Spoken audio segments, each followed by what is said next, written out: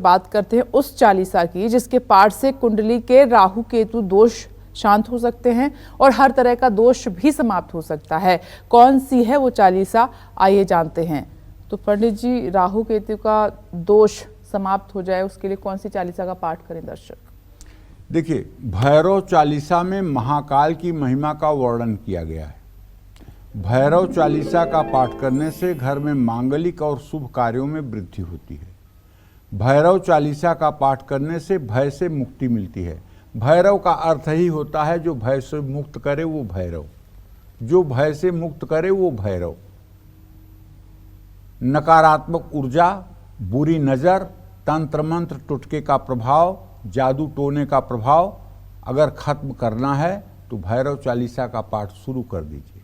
अगर घर में कोई बुरी छाया दिखाई देती है, घर में किसी तरह की आवाज़ आती है, घर में रहने वाले लोग डरते हैं, अकेले में रहना नहीं चाहते हैं, तो आपको अपने पूजा स्थान में घी का दिया जलाकर और भैरव चालीसा का 10 पाठ सुबह 10 पाठ शाम जोर जोर से बोल करके करना चाहिए।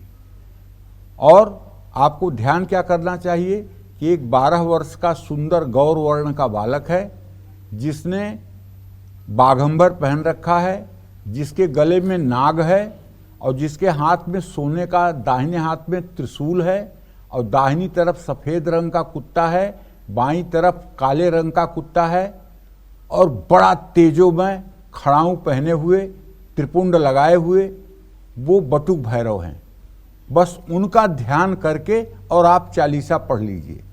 ये ध्यान जिस समय आपके मन में आएगा और अगर आप मतलब कि बहुत ज़्यादा मानसिक रूप से उथल पुथल में हैं तो आप उनसे प्रार्थना करिए कि महाराज आप मुझे ठीक करिए। तो आप देखिए 1 मिनट के अंदर आपके अंदर जैसे बिजली का करंट लगता है वैसे आपके शरीर में पूरे सनसनी फैल जाएगी और आपके शरीर के सारे कष्टों का निराकरण विदिन ए सेकेंड हो जाएगा।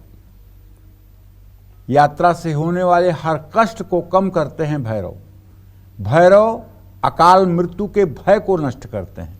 भैरव चालीसा का पाठ राहु काल के समय में करना बहुत शुभकारी होता है। रविवार या मंगलवार को भी भैरव चालीसा का पाठ करना शुभ है। ज्येष्ठ मास में आने वाले कालाष्टमी का व्रत करके इसका पाठ करना अत्यंत शुभ माना जाता है। मौत के मुंह में जाते व्यक्ति की रक्षक बन सकती है भैरव चालीसा। कुंडली के राहु केतु के दोष को शांत करने के लिए भैरव चालीसा मुश्किल से मुश्किल मनोकामनाओं को पूर्ण करती है। भैरव चालीसा मुकदमा या जमीन विवाद में लाभपूर्ण है। भैरव चालीसा, भैरव चालीसा का पाठ और भैरव का ध्यान। भैरव का ध्यान कैसे करेंगे? 12 वर्ष का गौर वर्ण का बालक, तेजोमय शरीर, बाघंबर धारण किए हुए, गले में सर्प की माला और दाहिने हाथ में चमचमाता हुआ सोने का त्रिशूल और दाहिनी तरफ सफ़ेद कुत्ता, बाईं तरफ काला कुत्ता और खड़ाऊं पर खड़ा हुआ प्रसन्न मुद्रा में बालक आपको अभय दान कर रहा है। ये भाव आपके मन में आना चाहिए। जय मां विंध्यवासिनी।